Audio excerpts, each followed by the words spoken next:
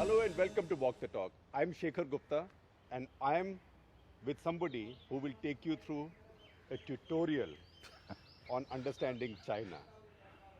But before I do that, I will give you a little story.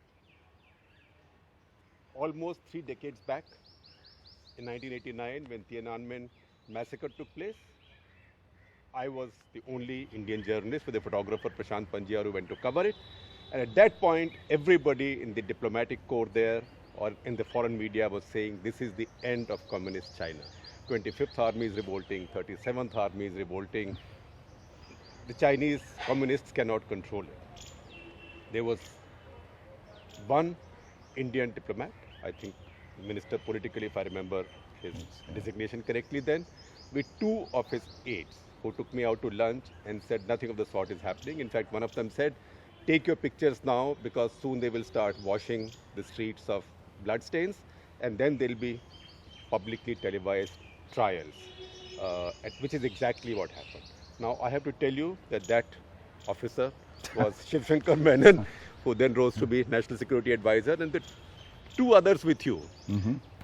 Gautam Bambawale is now ambassador in China, and Vijay Gokhale is now foreign secretary. So this was quite an elite group, and you knew what was happening in China. Well, I think we were relatively objective compared to the others because we had no ideological dog in this fight. Right. And for us, it wasn't part of this Cold War, you know, whether liberalism was winning, communism was winning. It was about the politics of what we saw going on around us. So I think we were, maybe we were right then. But we're not always right. No, we are not always right. But in this case, the world was wrong because they had... Because they had blinkers. And they saw things. I think they looked at it from a European point of view. And in Europe, at least, you could see the Cold War collapsing, the Soviet Union collapsing. Borders were open, huge migrations across Hungary, you know, Czechoslovakia, East Germany, the pressure. You could see that. And what Gorbachev had started in the Soviet Union was already showing its effects. So, you said we don't always get it right. Give us some examples of when we got it right and we did not get it right. Well, with China, since you mentioned China, I think for about 30 years we got China right. Clearly in the late 50s, early 60s we didn't. We ended up in conflict. We didn't get it right. But I think if you look at it from roughly the mid-70s onwards, for about 30, 35 years, we got China right. We found a modus vivendi. We actually handled the relationship, both of us. Now we're in a new situation, both of us, both China and India. And now I think we have to see whether we can get it right, both of us. Again, it can't be one-sided. It's not only our getting it right. Many of the big things actually we got right. Nehru was one of the first to see the Sino-Soviet split and to say it's real when the Americans thought this was a devious communist ploy, you know, to convince them that they were split and to break up. So I think we got some of the big things right, some of the big issues. But we got globalization right. Our timing was right. We are the second biggest beneficiary of those globalization decades. From the 90s up to the 2008 crash.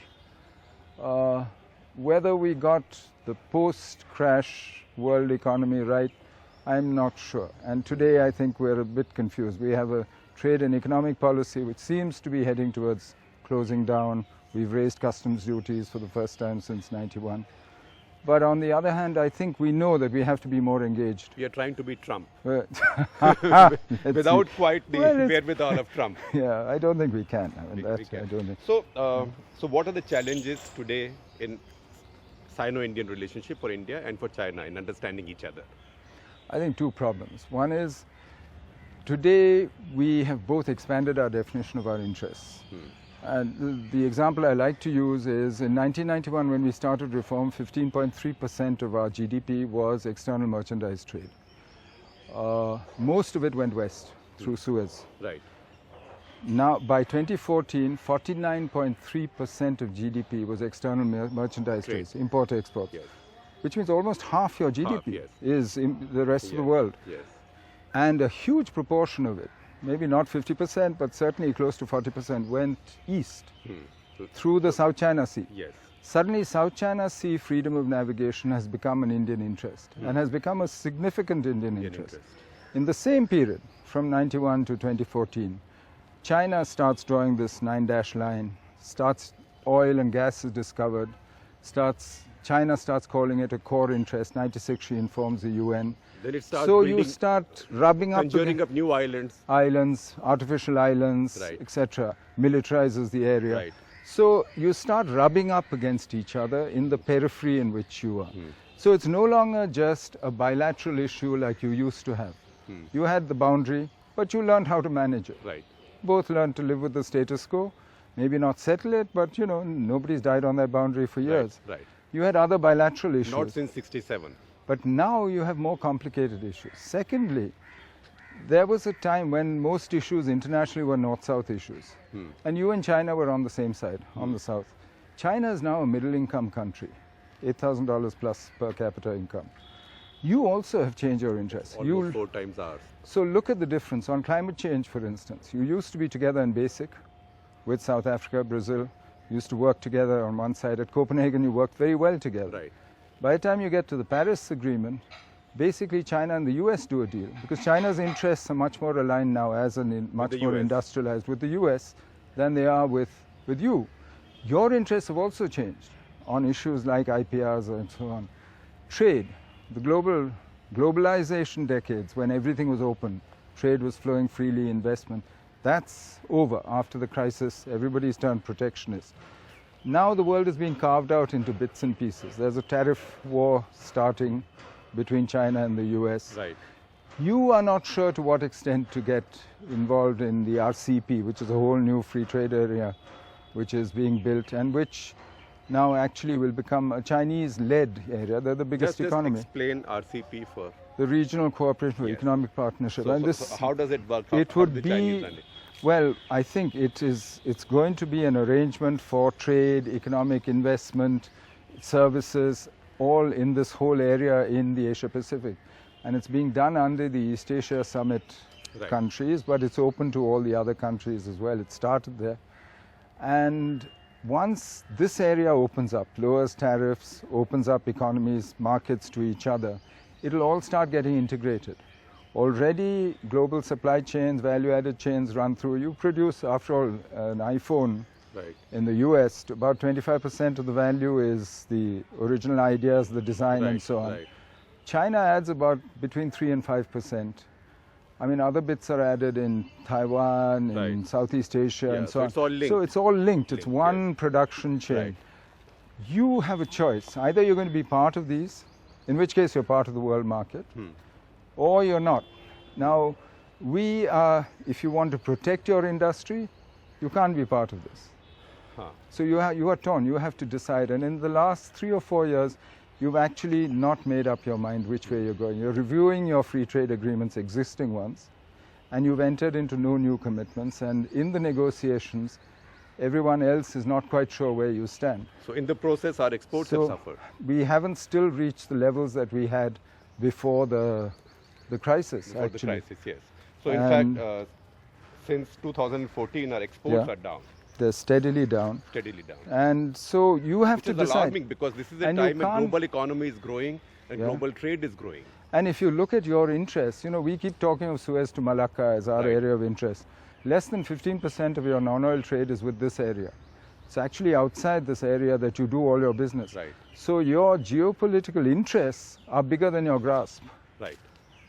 And you actually should be engaging with the whole world. But if you're shutting your mind and closing yourself down, you can't claim to be a global power and run one kind of political or larger strategy while you're shutting down your economic and other engagement with the rest of the world. You have to bring these two in line with each other. That's one challenge. But for the Chinese, what it means with our relationship with China is, China now is playing a different game. And the game now is about access to markets, to raw materials, she's building Belt and Road, she's integrating economies to herself. And we have to see how we figure in this new world that's being created. Can we stop it? I don't know whether you need to stop it. Is that like playing King Canute? You know, yeah, that is rather like playing King Canute. I don't know that you have to stop it. you should see how does it help you to transform India. Our job is to transform India, right? To create an enabling. Right. There are bits of what China is doing, like CPEC in Pakistan, this economic corridor, which obviously hurt your sovereignty. Right. This is Right, Indian because territory. it's going through POK. And it creates a Chinese stake in maintaining Pakistani presence there. Although we have So- stopped protesting lately. Well, that, you can protest again tomorrow. That, I don't go so much by the words as what we Right. do. But there are other bits of connectivity which are useful to you. I mean, the Chinese built and expanded Colombo port, the last two expansions. 83% of what goes through there is to or from India. Yes, because of our Because cabotage laws. Yes. and our ports are inefficient. Right. Colombo is efficient. Now, you get the use of this port, and it helps your economy. Helps you. They've built it, but it's open to everybody, and it's a commercial proposition. Colombo port can pay back whatever, unlike Hambantota, Hambantota, which is next to it, very Right. close to it. Right. So for me, it's a question of picking and choosing which engagements work for you, and the criterion should always be, does it help India's interests? Does it help us to make India a prosperous, strong country? Have we made some mistakes dealing with China lately? I'm not sure that I'd call them mistakes because, I haven't been involved for the last Right, 4 years. So right. it's very difficult to actually say this But is that right also or wrong. helps you see from a distance. There are some things that I personally think might have been done maybe slightly differently, but I wouldn't call them mistakes. I don't think that's... So tell us what could be done Because differently. partly because, we're both operating in great uncertainty. On Belt and Road, for instance, I was saying, I think we need to be a little more discriminatory between the bits that hurt us, CPC and Belt and Road. CPC, and which bits of Belt and Road actually make sense economically, which will be open, which will help us, and which will not be open, and which obviously have strategic purposes. You judge those differently, deal with those differently. And ultimately, I think the bits that make economic sense will get done.